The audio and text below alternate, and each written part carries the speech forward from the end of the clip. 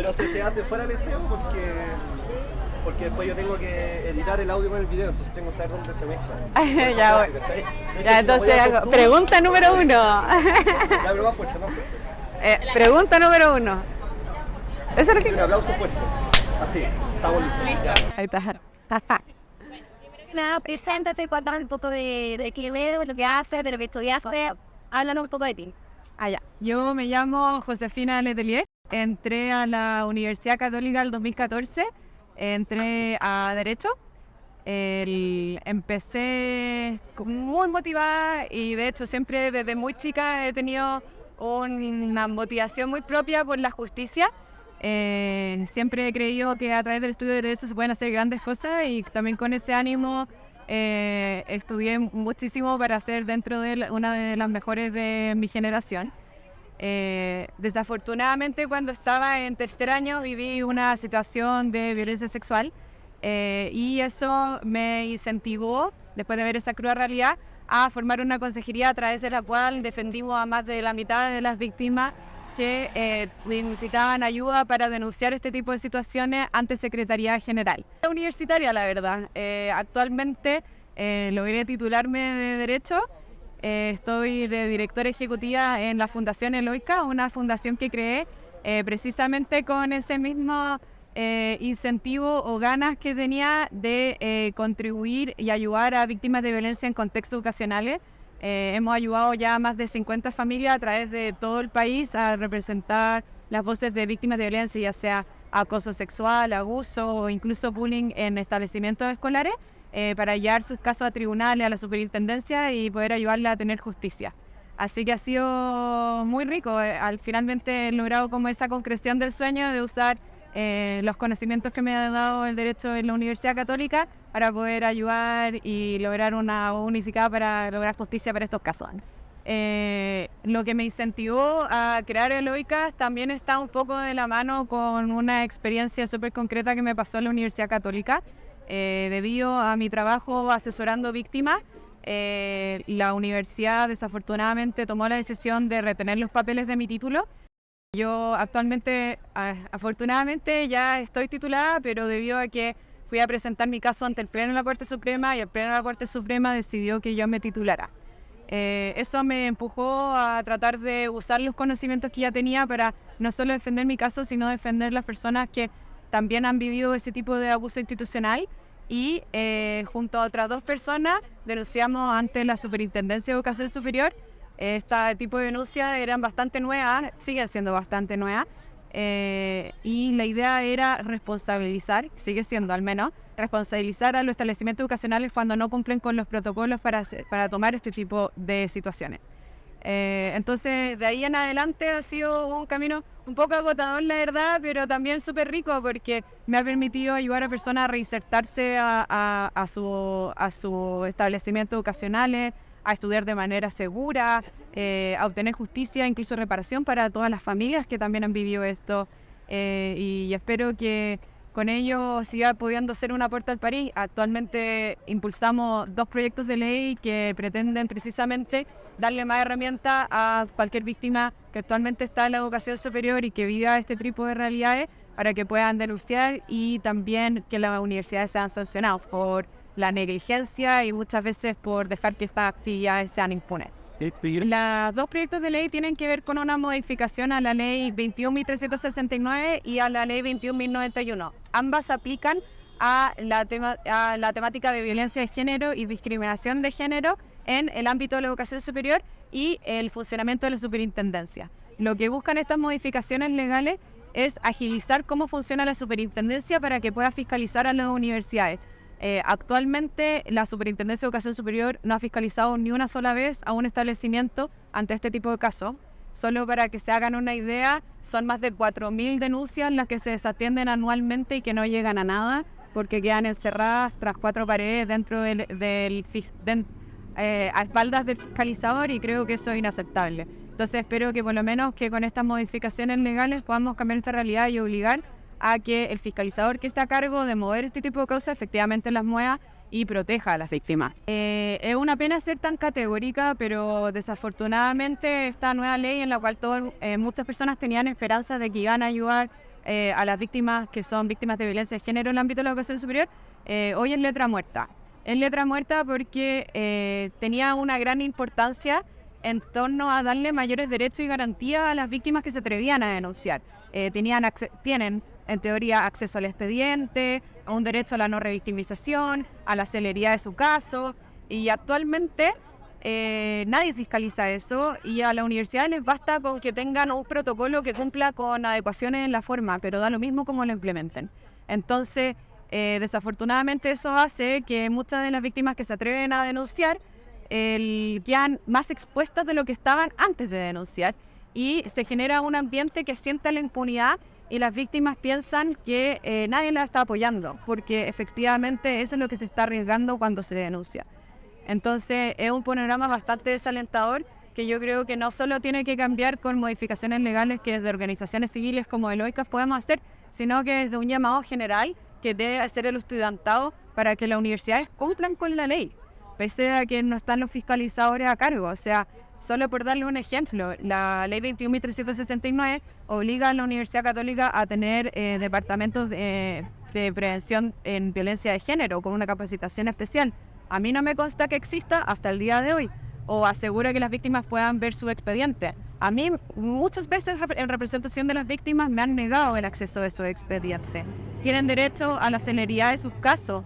En Secretaría General se demoran alrededor de 1 año y medio en tramitar, y eso era cuando yo estaba, no quiero ni saber cuánto es ahora. Entonces creo yo que hay todavía mucho que hacer, y el estudiantado el que tiene que de alguna manera pasarles la batuta y hacernos cargo de esta situación que está afectando actualmente a nuestros compañeros y compañeras.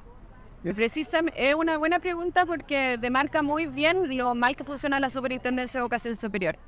La Superintendencia de Educación Superior, a grosso modo, tiene un proceso administrativo sancionatorio muy regulado cuando recibe una denuncia. ¿Qué quiere decir que sea regulado? Y es que recibe la denuncia y tiene la posibilidad de hacer acciones investigativas donde le preguntan a la universidad y exponen al caso a la universidad el nombre de la víctima, el nombre del agresor, etc. La víctima queda desprotegida, y luego, para que empiece el proceso sancionatorio en sí, tiene que haber algo que se llama formulación de cargo. Esa formulación de cargo nunca se ha hecho en la historia de la superintendencia. Entonces, no empiezan los administrativos sancionatorios, y con ello nunca vienen las multas. Entonces, actualmente yo lo que veo es que nuestros casos, como también la mayoría del resto de los casos que está viendo actualmente la superintendencia, o está en estas gestiones previas que van antes de la formulación de cargo, o simplemente son sobreseídas. En eso está. Ha sido súper duro porque a eso además se le suma el hecho de que muchas veces la Superintendencia de Educación Superior se niega a entregar los expedientes. A nosotros nos ha negado infinitas veces poder ver los expedientes de las denuncias contra la Universidad Católica que hicimos en ese minuto. Y eso ha sin duda dificultado también el avance de los procesos. Sí, luego de que me retuvieron los papeles del título y decidí armar una organización para llevar este tipo de casos, fui contactando personas que en su minuto, cuando yo estaba en la universidad, me pidieron asesoría. Dentro de ella encontré una de las víctimas que asesoré, que fue un caso súper emblemático en su minuto en la Universidad Católica porque involucraba a hartas personas que estaban metidas en política universitaria de ese minuto. El caso duró en Secretaría General alrededor de 3 años y medio, por dar una extensión de tiempo. Eso a mí sin duda que me parece ya un indicio de que las cosas no se hicieron bien. Se cerraba, se abría, se cerraba, se abría, se cambiaban los investigadores, y la víctima por supuesto que se vio expuesta un montón de veces. Esta persona confió en mí para que llevara este caso a la superintendencia, y luego buscando en redes, sobre todo también como en internet, fui buscando otras víctimas que también involucraron a algunas personas de Secretaría General que en su minuto también tramitaron mis propios casos, y así también llegué a otra persona que vivió una situación súper impactante en la Facultad de Teología, que había acusado a un sacerdote y bueno, quedó sobreseído permanentemente sin muchas pruebas. Ella ganó en primera instancia, de hecho, un recurso de protección por esto, y llevamos su caso ante la Superintendencia de Educación Superior también. ¿qué crees tú? ¿Cuáles son los puntos que hay que tomar atención y focalizarse para decir, oye, esto no es normal, lo que me está pasando, necesito alzar la voz? Sorry. Ya, como dice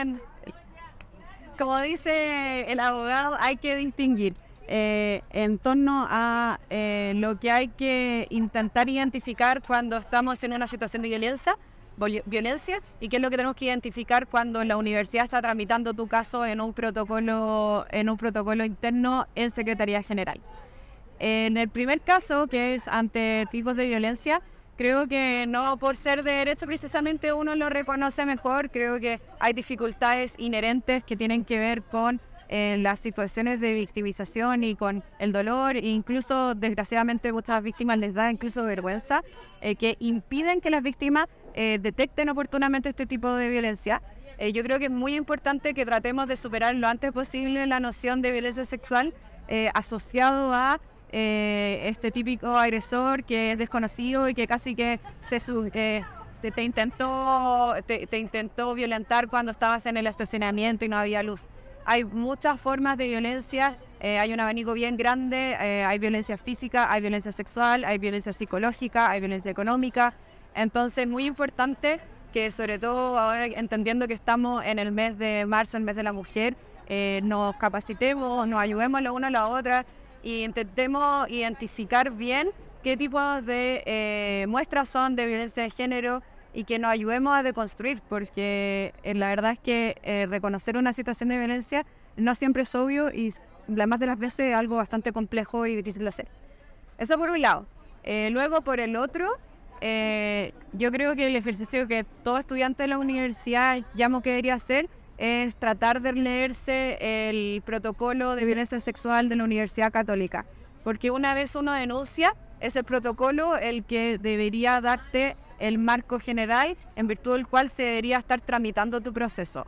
Es muy importante que desafortunadamente las personas que viven esta situación estén pendientes y, por ejemplo, les digan a sus investigadores, oye, ya pasaron más de 15 días hábiles para la tramitación, ¿en qué está? Oye, el plazo para investigación es ya hiciste la formulación de cargo, y así sucesivamente. Por lo menos cuando yo estaba como mito que intentaba instaurar un poco Secretaría General, que yo creo que era súper nocivo, que las investigadoras le decían a las víctimas que ellas eran sus abogadas. Eso no es cierto, las investigadoras no son tus abogadas. Si ese es el caso, por favor, o te asesoras con alguien que esté dentro de, no sé si ahora está la consejería de la Consejería Superior, no sé si existe todavía la Defensoría. Sí. Es importante que, por ejemplo, se asesoren con algún tipo de consejero, con alguien que conozca bien las reglas, que lean el protocolo a conciencia y que no les pasen gato por liebre, porque desafortunadamente el investigador, su llamado es hacer lo más objetivo posible, no es hacer tu abogado. Yo te iba a preguntar, cambiando un poquito de tema, ¿cómo recuerdas tú tu vida universitaria? Nos contaste que fuiste bastante movida, que tuviste una buena vida universitaria. ¿Cómo recuerdas tus pasos por la universidad? Y como te preguntaba Sofía, no te la entrevista, ¿cómo crees tú que ha cambiado para en la universidad? Ya. A ver, con lo bueno y con lo malo. Con lo bueno, yo recuerdo en la universidad un espacio súper plural y de harta confianza para la innovación, la creatividad y la iniciativa propia. Sin ir más lejos, gracias a eso yo pude crear la consejería para defender víctimas. Gracias a eso, con hartos otros estudiantes logramos crear Avanzar. Yo estoy muy orgullosa de eso porque siento que la Universidad Católica, por lo menos desde mi perspectiva, desde mi experiencia, fue un buen espacio para la pluralidad y para aportar con una opinión personal. Eso no es algo que se podía dar por sentado en cualquier otra universidad y algo que yo siempre valoré. También no hay que desmerecer algo que he aprendido a valorar muchísimo con el tiempo en mi ejercicio profesional y es la educación de excelencia. A mí por lo menos me tocó que durante mi estancia en la Facultad de Derecho efectivamente aprendí un montón. Fue una formación súper robusta y esa misma formación me ayudó a luego ganar mi título ante la Corte Suprema y actualmente defender víctimas y ganar juicios. O sea, así de buena en nuestra formación y yo me siento súper orgullosa de tener en ese sentido el C y un C respecto a mis conocimientos. Yo creo que igual lo malo, desafortunadamente lo sigo viendo un poco, la verdad, sobre todo viendo a mujer, y más aún acentuado en escuelas que son tan tradicionales y conservadoras como Derecho C. Yo entiendo que Derecho C no es necesariamente el ejemplo del resto de las facultades, pero sí fue por lo menos mi caso donde yo tuve que sufrir mucho por levantar este tipo de materia, por defender sin asco y sin dobles tintes a otras personas que estaban sufriendo y que necesitaban que las representaran y que por miedo estaban callando. Yo encontraba que eso era un imposible, algo que no debería estar ocurriendo, y creo que en ese sentido queda mucho por lograr. Sí creo que hasta el punto de hoy muchas veces se cree que el catolicismo de la Universidad Católica es un límite o un tope más que un incentivo a querer nuestra pluralidad. Y yo creo que eso es un error. Se dice que, por ejemplo, se asocia incluso se justifica que se entregue menos prestaciones en temáticas de derechos sexuales y reproductivos a las mujeres, incluso a los hombres también. Y yo creo todo esto bajo este supuesto sello católico. Y yo creo que para mí eso nunca ha significado ser católico. Esto es también lo que yo decía cuando nosotros levantamos a avanzar. El hecho de que sea católico significa una exigencia mayor para que la gente esté integrada, para que se sienta cómoda, para compartir nuestros valores. Yo creo que eso se supone que debería ser la iglesia en Cristo, en la sociedad. El hecho de que nos podamos sentir cómodos, de que podamos confluir y no de estar juzgando al resto y usarlo como una excusa para violentar a otros.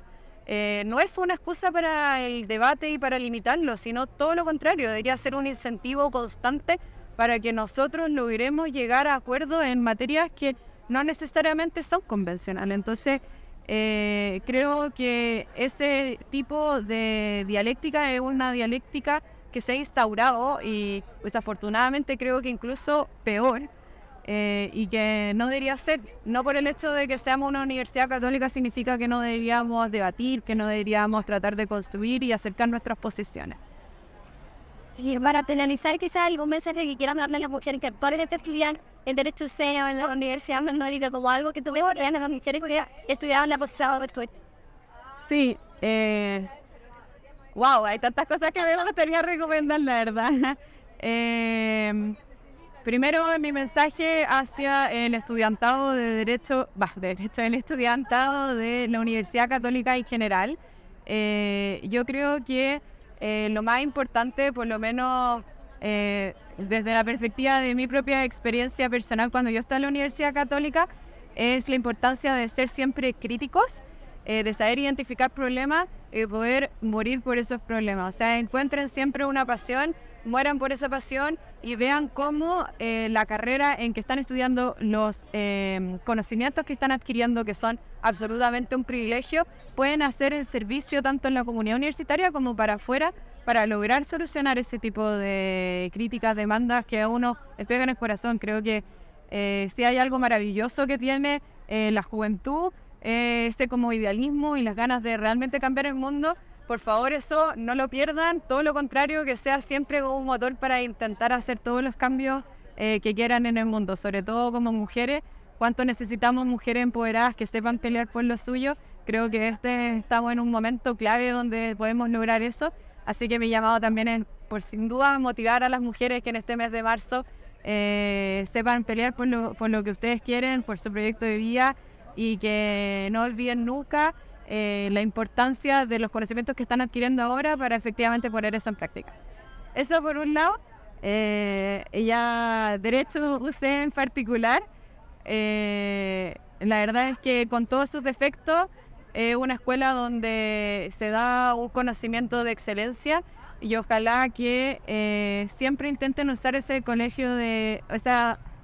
ese conocimiento de excelencia para tratar de dar sed de justicia Creo que eso es muy bonito. Hay desafortunadamente una concepción que se ha instaurado mucho en Derecho C, que es bastante industrializado. O sea, los mejores de la generación, hay una fuga enorme hacia las oficinas de abogados.